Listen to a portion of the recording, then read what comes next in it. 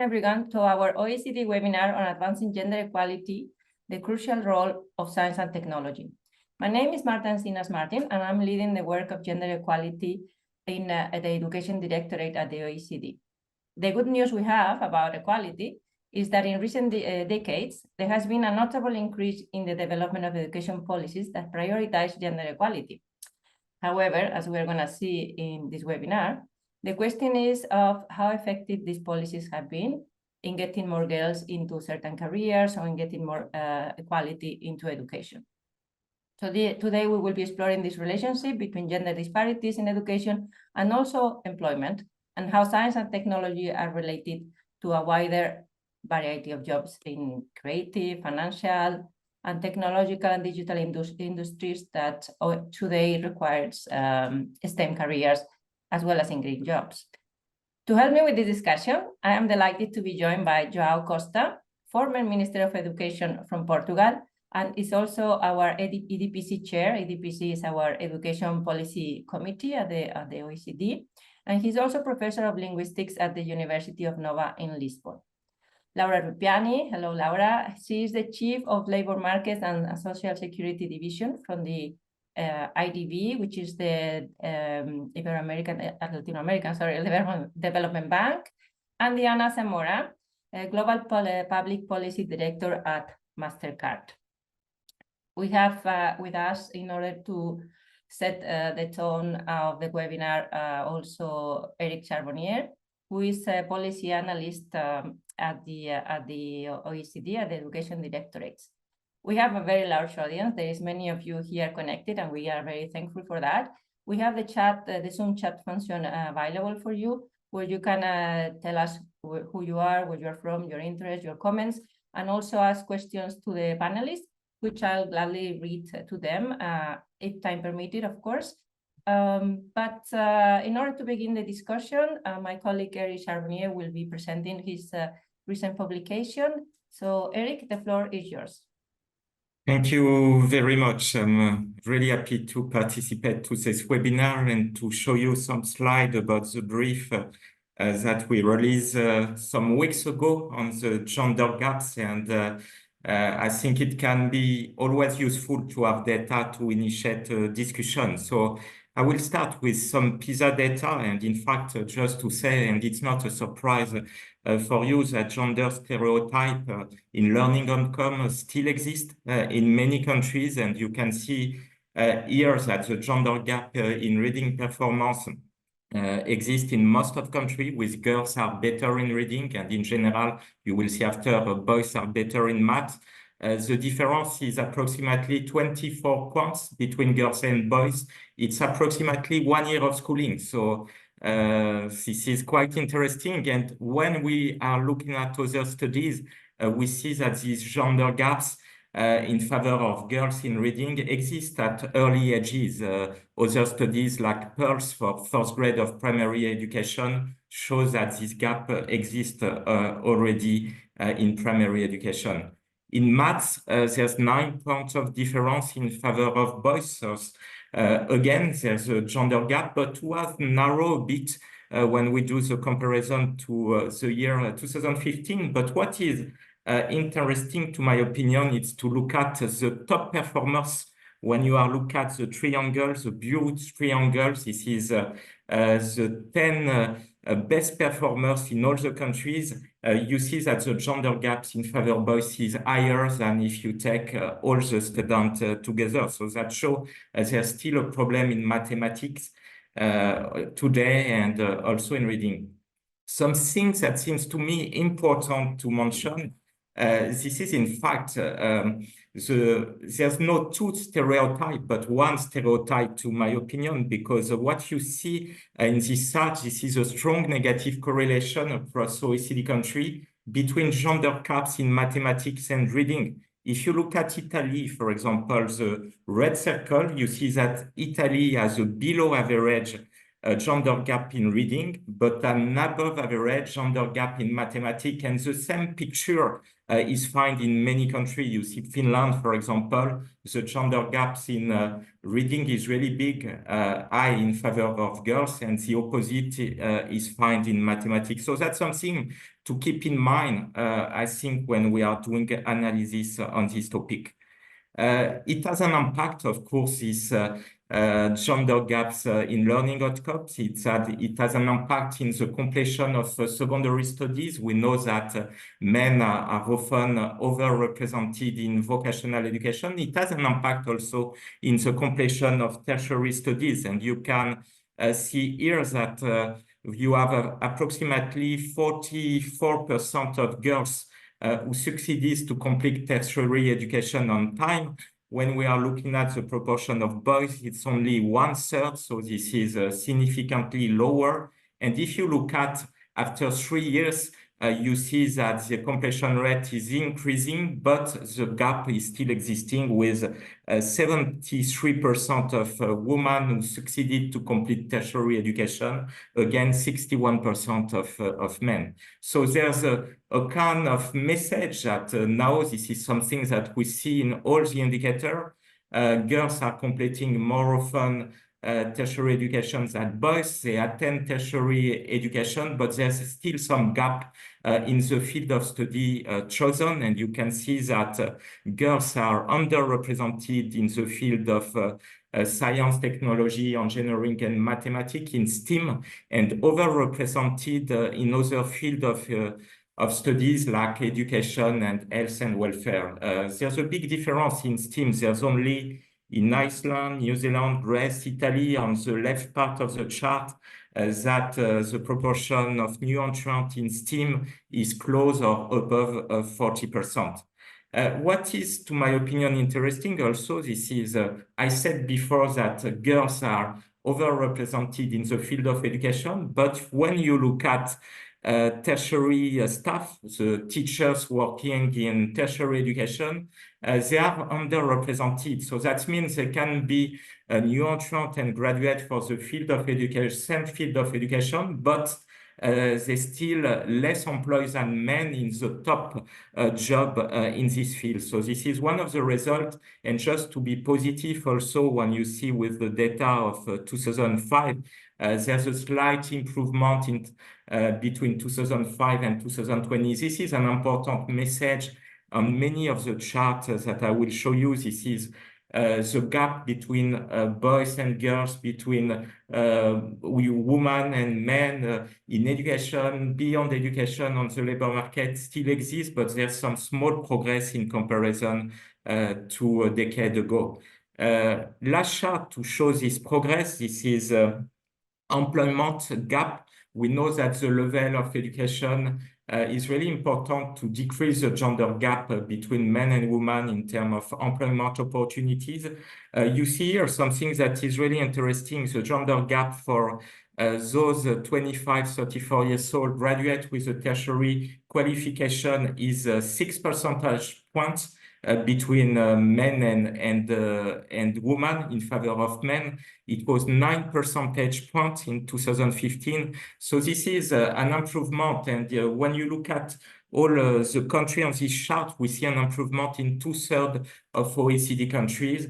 It's also really visible in Slovak Republic, Korea, Estonia, Finland, Latvia, Hungary, Slovenia. This is the country when you see the biggest difference on this chart. And this is the result of initiative, because most of the countries have taken some initiative for reduction of gender gap in education and beyond education on the labor market. In Korea, for example, there's many initiatives to help women to combine work and family life. In Hungary, there's also some reforms that has been made to attract the women in the fields that are dominated by men. So there's still some effort to do, but we see on this chart that some small progress has been made. That's the same in terms of earnings. There's always differences between men and women. Women earn 26% less than men with a tertiary qualification. That's still a lot. That's small improvement in comparison to 2013. And what is also negative with this picture. When we do the comparison on the same field of education, we still see some gender gaps. That means you can be graduate from the same diploma, from the same field of education, but gender gap exists. So there's still some effort to arrive to the parity, but also I would like to finish that some progress has been made over the last decade. And it's important because the countries invested resources, and these small progress are maybe the beginning of better progress in the future. Thank you very much. I hope I was not too long. It's difficult to show all this data in a few minutes. Thank you very much, Eric. No, you were not too long. I could listen to you for much longer. This is a very interesting data. I love the edit you wrote, and I encourage everyone to read it for more details on findings, which are not very encouraging for women, I must say, especially those studying STEM. And for that, we have here João Costa. As I say, he's a former Minister of Education by 2 days. He's changed his position just 2 days ago. And I know you have been a very good advocate for gender and STEM. You actually came to the OECD STEM conference that we organized in Madrid during the Spanish European presidency. And I wanted to ask you one question. We have seen that countries have implemented many programs and to try to get more girls in STEM careers. But Eric's data shows that the success has been very limited. Why do you think these programs don't seem to have the desirable results? Okay, so good morning or good afternoon, everyone. I'd like to thank Marta for this initiative and for the invitation, and also Eric for this really rich data. This is my first event after stepping down as minister, so I'm particularly happy to be here with the freedom of not having a political position anymore. And yeah, there are programs, and coming from Portugal, we are in a kind of comfortable position to comment on this because we have 57% of women in university programs in science and technology. But we see that when we scope down into the programs, there are still big gaps when we look at the subtypes of scientific and technology programs that are chosen. For instance, in ICT, it's still a very male-dominant set of programs. There are programs, there are plans, there are projects. We have a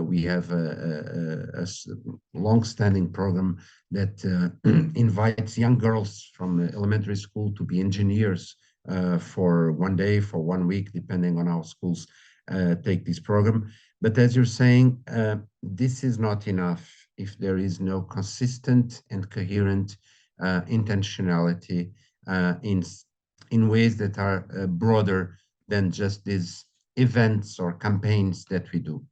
And I think that this gender gap remains because we have to dismantle some fallacies that still exist.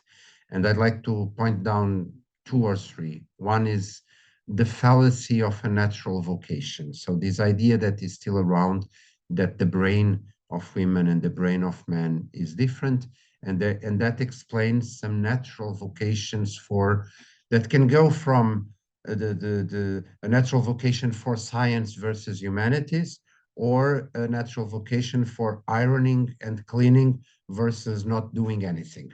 And what we know from the neurosciences contradicts now very strongly this type of views. We know that the brain is plastic, and because it is plastic, the role of the social impact of what happens in our brains is very big. So no one is sentenced by birth to take some kind of path, and this has to be known. This has to be discussed in our societies. Then there is the heavy burden of stereotypes, and they are still around. And I think the most complicated when we talk about the failure of some of these projects is the silent stereotypes, the role or the essence of the role models.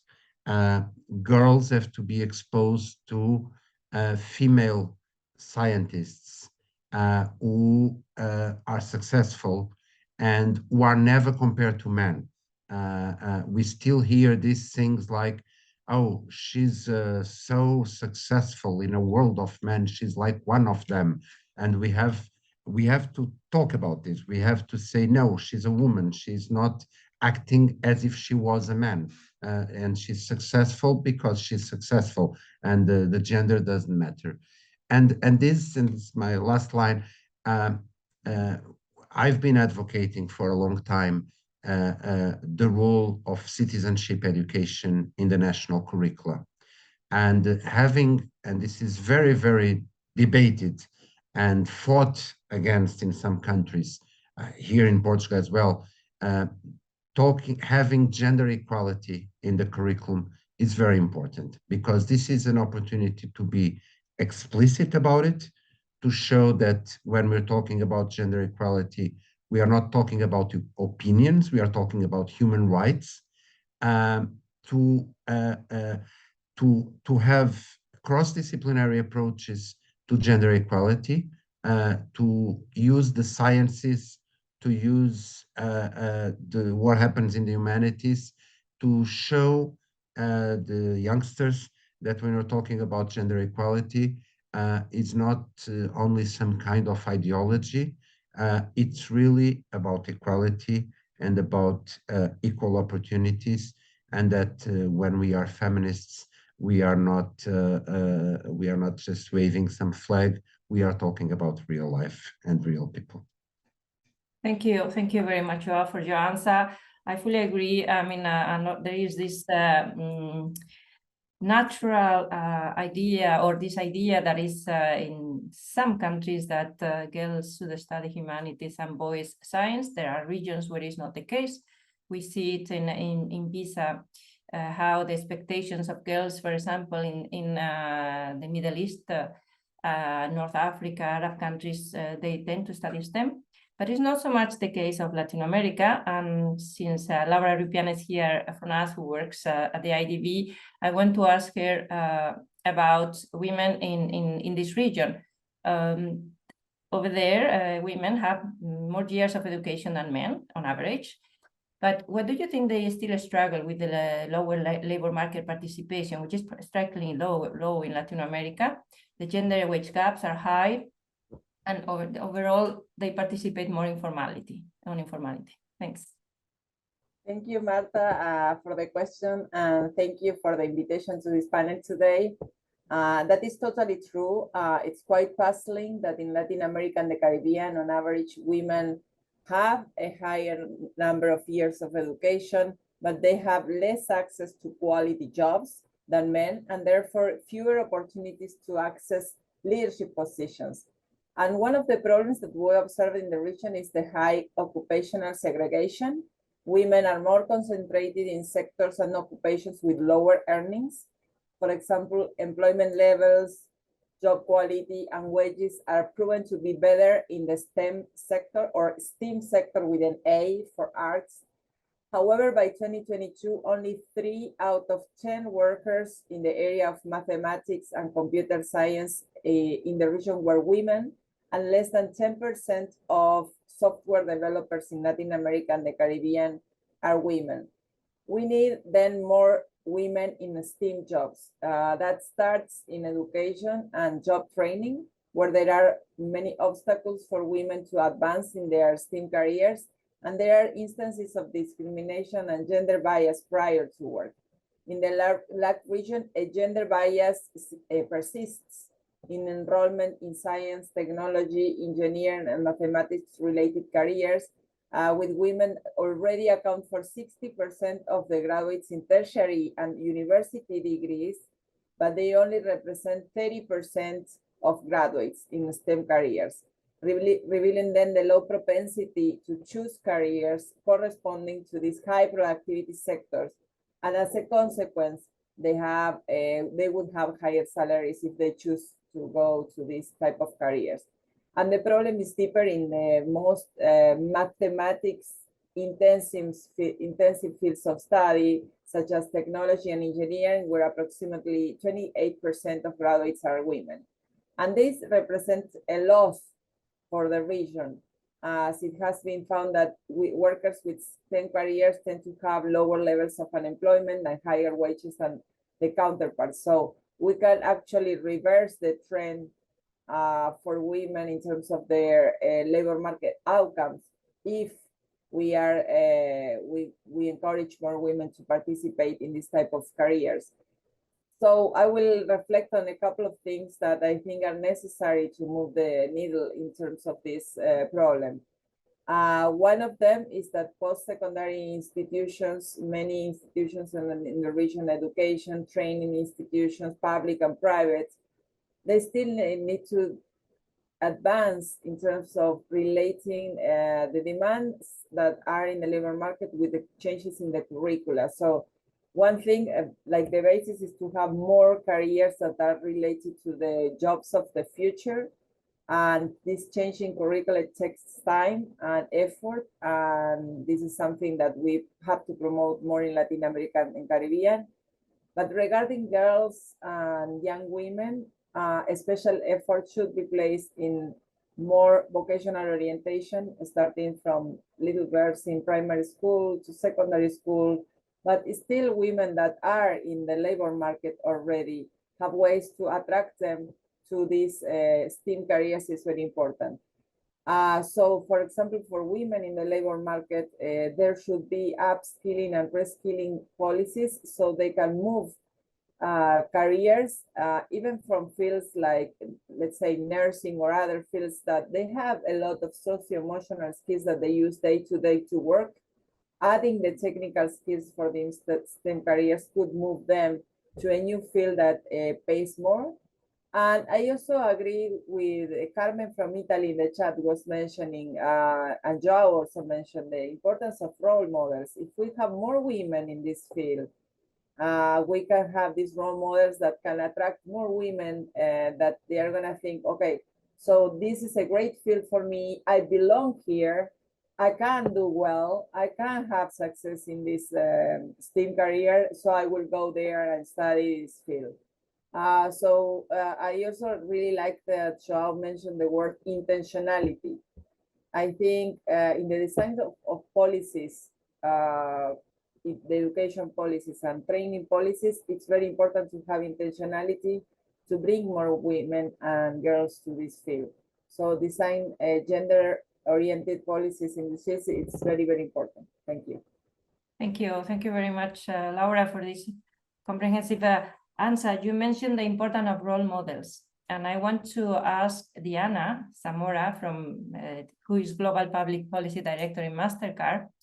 And MasterCard is a technology company that needs STEM professionals. How do you experience the gender gap within STEM, and what can be done to close the gap and to also have more role models? Thank you. Thank you, Marta. Really happy to be here. This is a topic that is very close to my heart.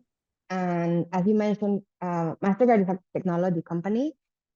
However, 85% of buying decisions are controlled by women. And we need to make sure that we are designing, preparing relevant products for everyone. And one thing is to inspire girls and being role models.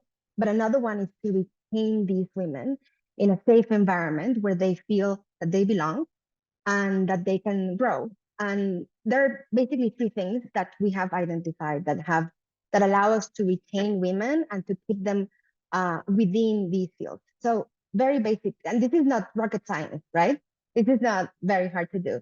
So first, parental leave, equal parental leave. We have 16 weeks, regardless of your gender, and that allows our employees, for instance, to feel really welcomed and also to come back energized and really happy to come back.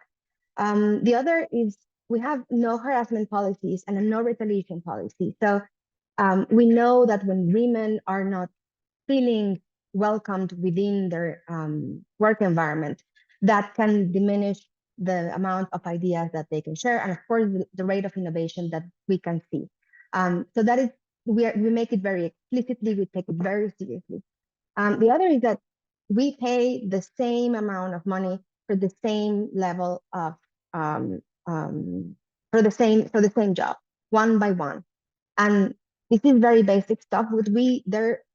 Across the board, there's still gender gaps in pay, and we take this very seriously. And Laura was mentioning intentionality. We're very intentional. We recently attached executive pay to closing the 8% gender gap, because yes, by the same level of employment, we pay the same, but when women are going up the ladder, we're missing some women.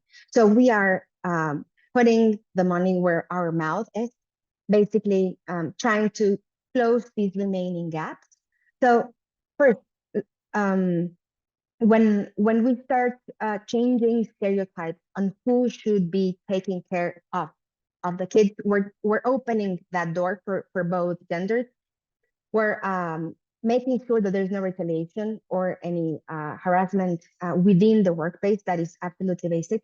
And we're being very intentional on both paying the same for the same job, but also increasing executive pay when we are closing the gender gap. So we recently did a study, and we're missing a lot of women, particularly in cybersecurity. We're launching some specific programs to be role models, but also, like Laura was mentioning, we're trying to reskill some of our current employees that know payment very well, and trying to introduce them into cybersecurity. As I said, this is not rocket science, and it takes an intentional effort and a public-private dialogue, just like this one. Because yes, there is a lot that public policies can do, but it's within the private sector, mostly, where these women are going to be working. And we have to make sure that they feel welcomed and that they have a clear path for growth. So yeah, we take this very seriously. Thank you very much, Diana, for very great insights. And this brings me to a question I have from my colleague Eric. When I read your paper, you mentioned in the paper that gender gaps and social inequality are not related in straightforward ways, right? And education policies that favor equality have also proliferated in recent decades, both during and after education.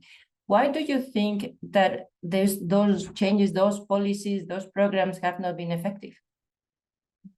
Yes, that's a good question, and that's important to mention, because often the focusing on the inequalities related to the social economic background. And when a country succeeded to decrease these inequalities, the feeling it is a good country. But in fact, what we see in the brief, there's many countries who are not too bad in terms of equity in PISA when we are looking at the social economic background, but who have some gender problems. This is the case of some Nordic country, of Finland, for example. And to my opinion, it's often the same problem. There's many initiatives that are taken, but often these initiatives are not assessed, are not evaluated, and we have difficulties to measure the progress. And that's a challenge for countries. And also another challenge, this is the gender gap, especially on the labor market, can be related to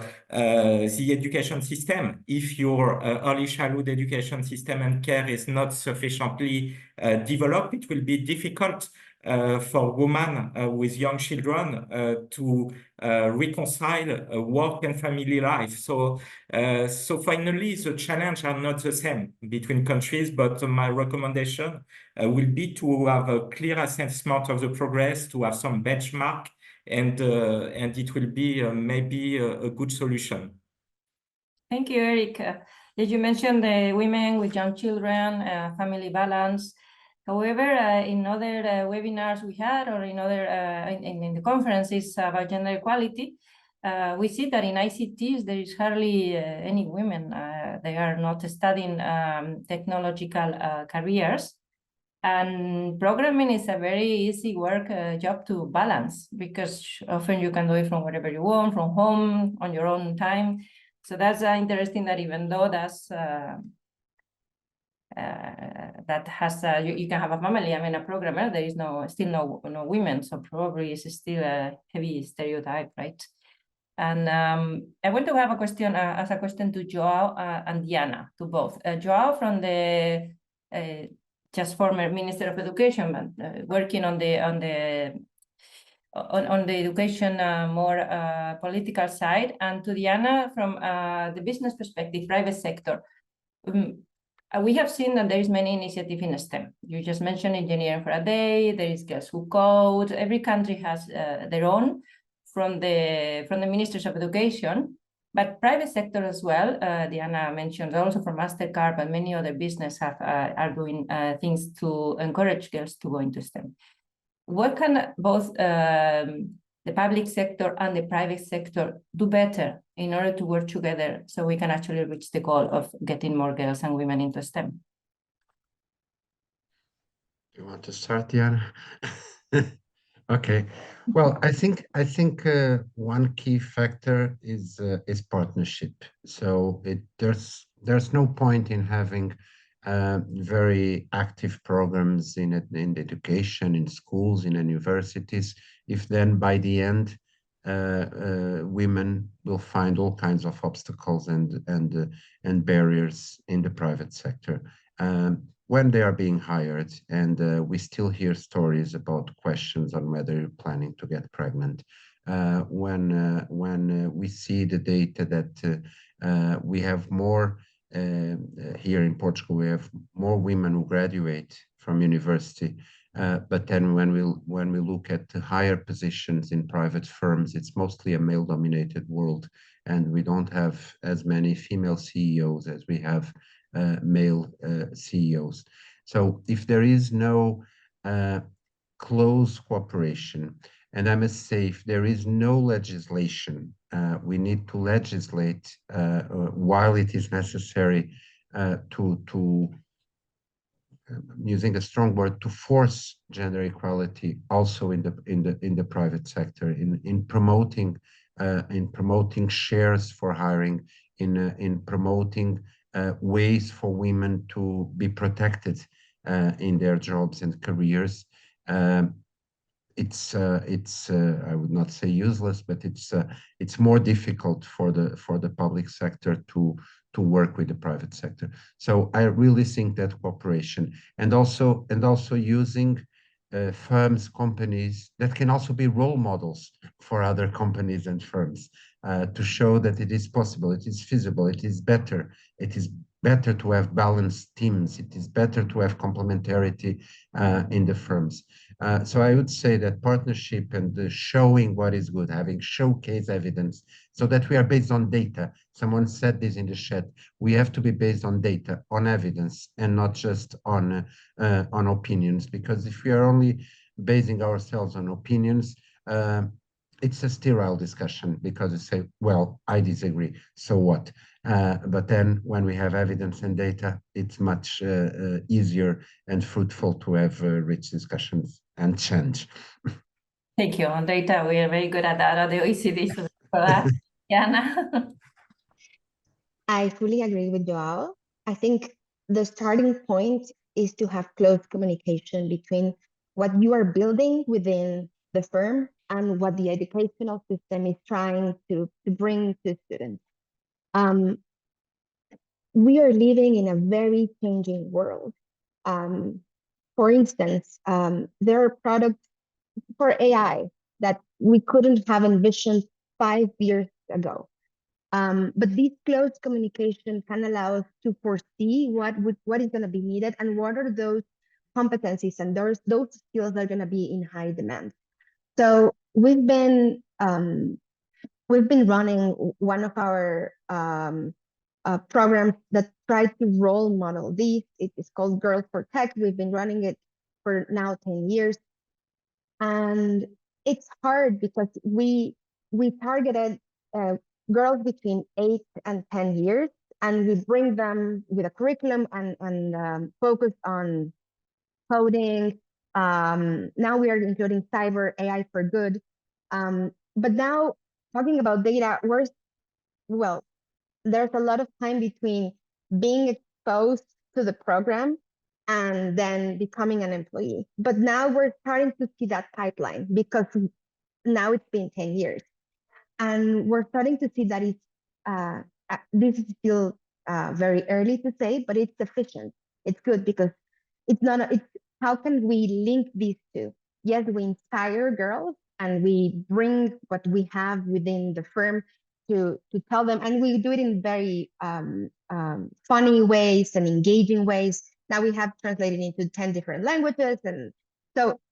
But how are we making sure that these two things are possible? We're starting to see. We recently hired a couple of students that were exposed some 10 years ago into the program, and as I mentioned, this is very early, but I think the key is to keep this communication going between the private and the public sector, because this is such a huge challenge, and the pace of advancement is so slow that we need all of us and all of our brains put together to solve this. Thank you. No, I fully agree. Let's hope that we can get this agreement, this alliance between the private sector, the public sector, the universities, so we can ally. And because, I mean, we are really investing millions of dollars into getting, in the Western countries, into getting more girls into STEM. And so far, maybe this will pay off in the longer run. But so far, we haven't seen advancements as Eric show us. And it is important because there is new new jobs coming in creative industries. For example, where we required a lot of technical and digital skills, green jobs as well coming, where you're required to study STEM. And I want to ask Laura Rupiani, because I know the IDB has been working on the creative industries. You call it the orange economy, right? And there are many positions that are opening and want to open in Latin America. And how do you see these markets, and how important is it to promote STEM careers for the next generation, particularly achieving gender balance? Thank you, Marta. I'd like to start by giving you some numbers on how I see these markets. The creative economy is growing a lot. There has been remarkable growth in the past decade, accounting at the global level for 3% of global GDP and employing more than 48 million people around the world. Therefore, we should not underestimate the power of the A in STEM. It's crucial to promote STEM careers for the next generation. In that sense, I think that promoting the STEM A is an interactive A. That is, interaction between the technological and the digital worlds with the world of creativity and arts is essential. We have to take into consideration that the future of work is very interdisciplinary and more and more dynamic than ever before in history, and implies a greater need for students and young people to adapt to this changing nature of work. And there is a lot to be gained by crossing then the creative industries with the STEM field. Creative industries bring a unique perspective and specialized skills to STEM that can drive innovation and technological development. For example, the user experience design is essential in technology development. The intersection between graphic design for the web and technological skills and trades is perhaps the best example that we can have of a fruitful encounter between the two worlds that, if you think about it, were traditionally very separate. But now we can join these two worlds in a very productive and interesting way for women and for girls. That many of them, they are very artistic and they would like to express the artistic side. But with technology, we can join these two worlds. It's very interesting. Both the STEM field and the field of creative and cultural industries, or the orange economy, like you mentioned, we call it at the IDB, can enhance and benefit from each other. In fact, there is an Inter-American Development Bank study that identified more than 50 successful cases in 11 countries in Latin America and the Caribbean in the publishing, culture, interactive games, new media, and creative services sectors that use technology as a cross-cutting axis. So all of these give us hope. It makes us think that yes, we can and should support STEAM careers for women, and the A within STEAM can serve as an anchor to bring more women, and not only to the arts and creativity world, but also to the more traditional STEM areas, or a mixture of them. As I mentioned, that is something extremely important, and that we will therefore need to give more information. Again, the information is essential about the labor market trends, what is more demanded in the new world of work, and promote more and better vocational guidance services. This is essential again at an early age, not only for the girls, but also for the broader context. Families are very, very key. When I chose my career as an economist, I didn't have parents that were economists. So it's always difficult when you don't have these role models and this information about the labor market to choose a career in the STEAM field. So I think vocational orientation, families involved, promoting this access to these careers is very, very important. Thank you, Laura. You all mentioned role models, stereotypes, and how they influence girls and boys, which is very interesting. However, I saw something in Eric's presentation, and this question is for you, Eric, about, you mentioned, I mean, and we know for the PISA data over the years that boys are not as good in reading as girls are, right? And also you show in the data that boys tend not to choose teaching careers. I mean, we see in the primary data is around 80% of teachers are women, secondary as well, a bit less, but still a lot. So, and there is a stereotype about women caring, teaching. There is no men being nurses, for example, or very few. However, I was shocked by your data, and one of the slides you saw, it was about tertiary education, because there are more men. Actually, there are more men than women teaching, and teaching is teaching. So there is a stereotype, and women are teachers because they are naturally caring. Why not in university where the salaries are also higher? Why don't we see the same pattern where women are teachers? Yes, that's a really good question. And in fact, we see that higher is the level of education, lower is the share of women in the teaching profession. They are the large majority in pre-primary education. In secondary education, it's less true. And in tertiary education, there's only few countries with majority of women. So this is related to the choice of study, to my opinion. When you want to become teacher in pre-primary and primary teacher, you look at the background, the diploma of the teacher, and you see that many of them have followed some study in humanities, literature, and they can become teacher. If you want to become a teacher, mathematics teacher in secondary education, you need to have made some scientist studies, and we know that women are underrepresented. To be teacher in tertiary education, you need often to have a doctorate program, and you see again that women are underrepresented in doctorate. So that means the challenge is really to create some vocation, to encourage women to follow the STEAM studies, to be graduate from STEAM, and it will maybe create a better balance in the secondary and tertiary education. And it's so important today because we are in an international context of teacher shortages in most of the country. We have difficulties, for example, to find mathematics teachers in secondary education, academic staff also in tertiary education, because they can prefer to work in the private sector. So that's why it should be a policy priority, because we know that the quality of an education system can be assessed with the quality of its teachers. So maybe that's a good incentive to do more to encourage girls to do some STEAM studies, and and to my opinion. Some boys to do some teaching studies of education and welfare, right? Where we also like boys. Thank you very much. Now I'm going to ask a question. You can all turn your camera on because we're going to go to the audience to see there's been a very active chat and we have many questions. We are sorry we cannot address all, but I'm going to read one from James Michael Walker.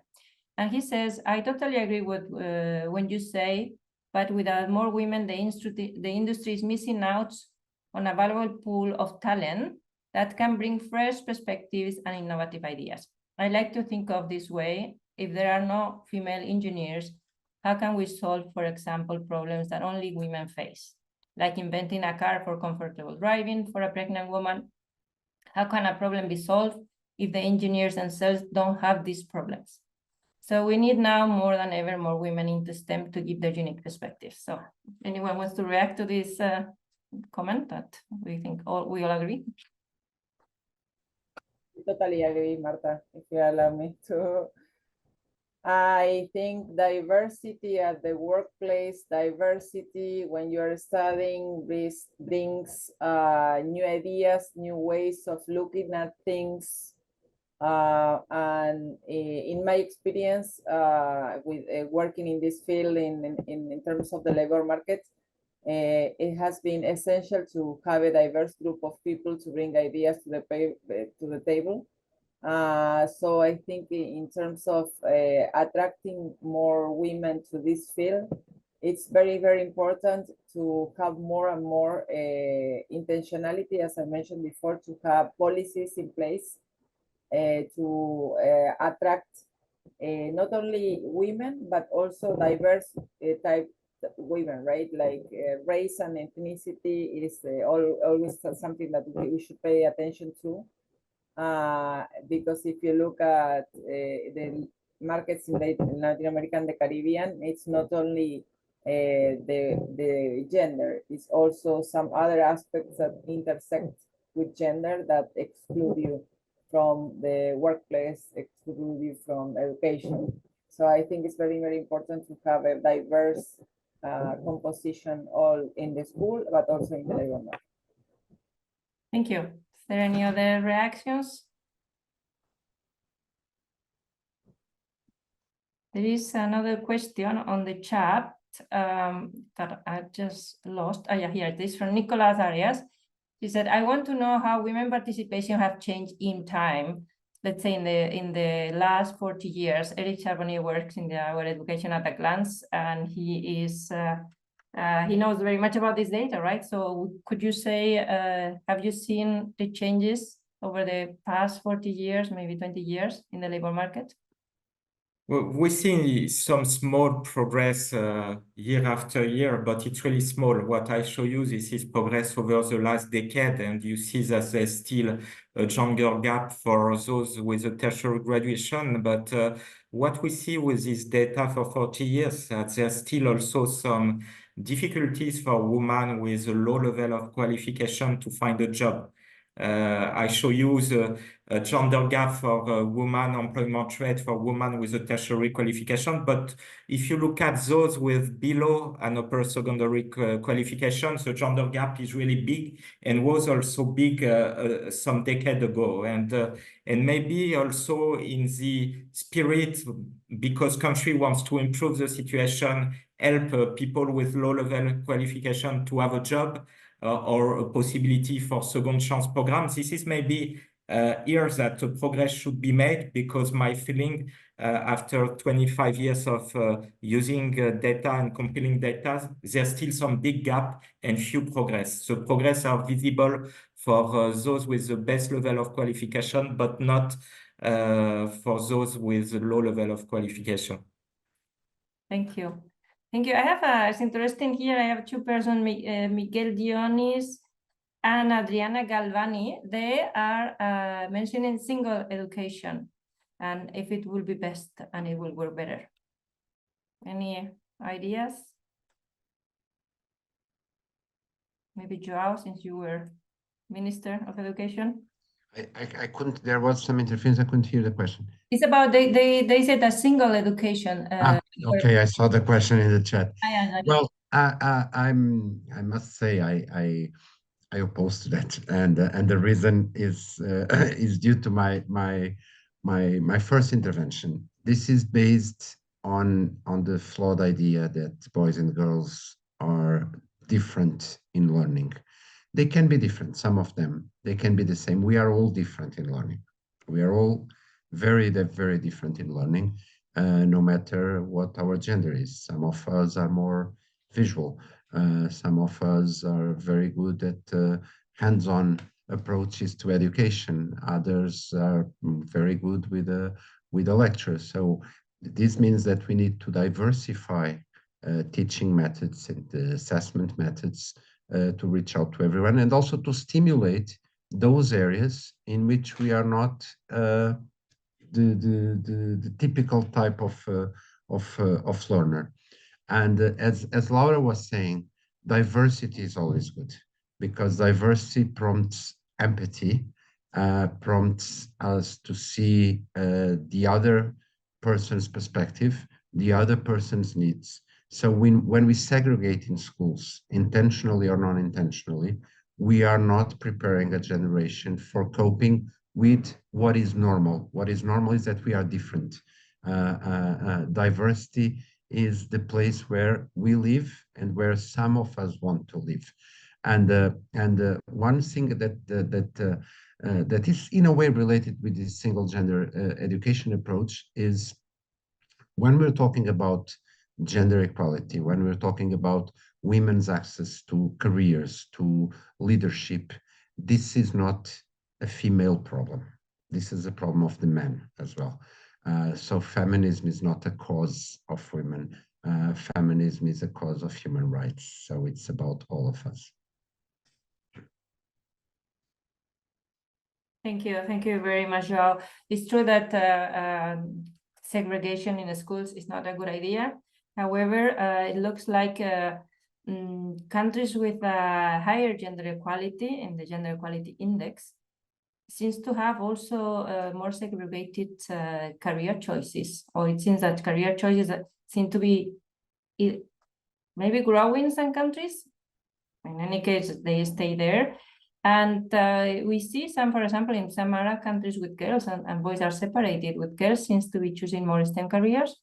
There is also some studies in Iceland about not segregation in schools, because that's going to be difficult in many countries nowadays, but segregating girls and boys by subject. For example, in maths, maybe girls can study together, and in reading, because we have a big problem with reading and boys drop out, right? Because reading is the base for actually learning other subjects. What do you think about it, for example, Eric, that you see, you've seen the data and how gender equity countries produce segregation in a school? Mm-hmm. No, that's an important point, and I think we have not talked a lot about teaching method, but to my opinion, that's the key also to have an education system who help to develop the expectation of women to go in STEM field, of boys to develop their interest for reading, who develop the self-confidence of women with a parental engagement. There's a reflection to have, and I can illustrate that with a study in my country. You know, when boys and girls are starting first grade of primary education, age 6, after some years of pre-primary education, they are assessed at the beginning of the year, and their level in mathematics is exactly the same. A similar assessment is made after the end of the first semester of grade 1, and we already see some gender gap in favor of girls in reading, in favor of boys in mathematics. So something is happening in the education system, something is maybe happening in the family, but that should be part of the reflection also.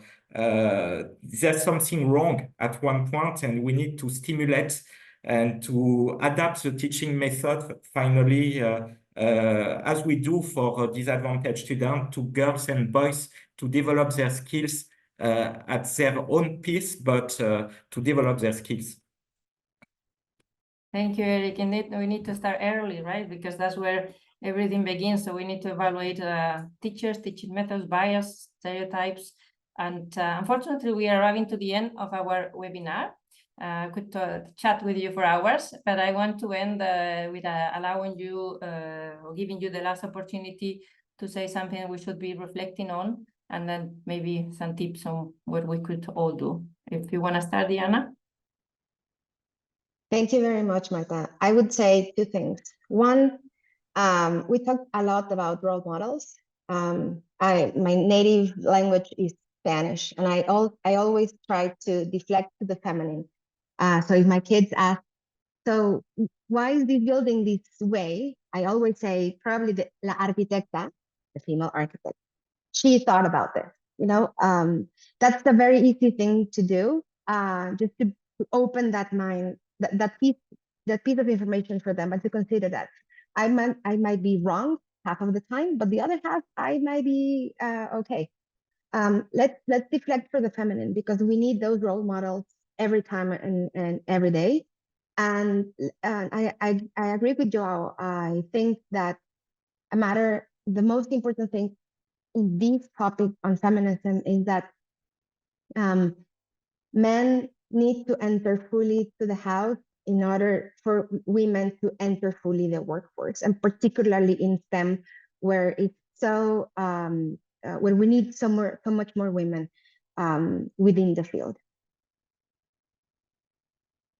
Thanks very much. Who wants to go next?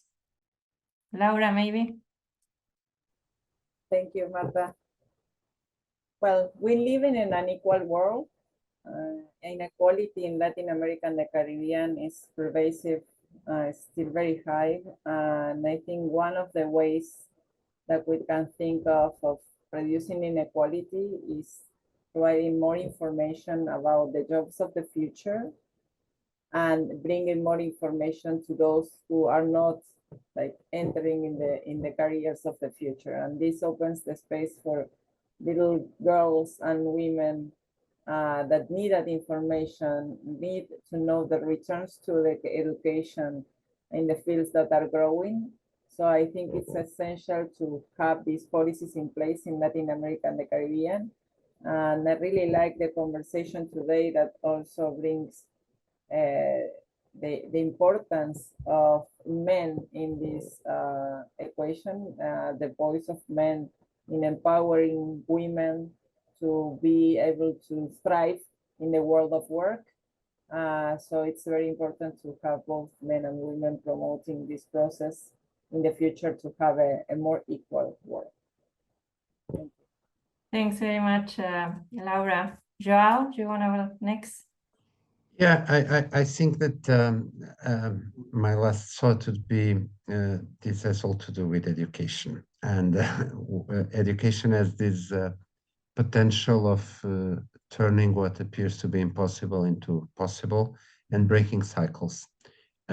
So in many of our countries, in many of our communities, some just think that there are options that are not for them. So young girls think this is not for me. Children from Roma communities say this is not for me. And education has this capacity of telling us all that everything can be for each of us. And so this potential of breaking cycles is really magical in education. So if we invest on gender equality in education, we may change the world. Thank you. Let's hope that we all do that. Eric? Yes, to follow, for me, all the measures should be assessed and should start at the early years in education. But we should also look at what is happening once in employment on the labor market, because sometimes the progress that you can see in education are not reflected in the labor market. So maybe in this topic, we need a strong synergy, because the world of education and the world of work to make some progress in education, but also through education.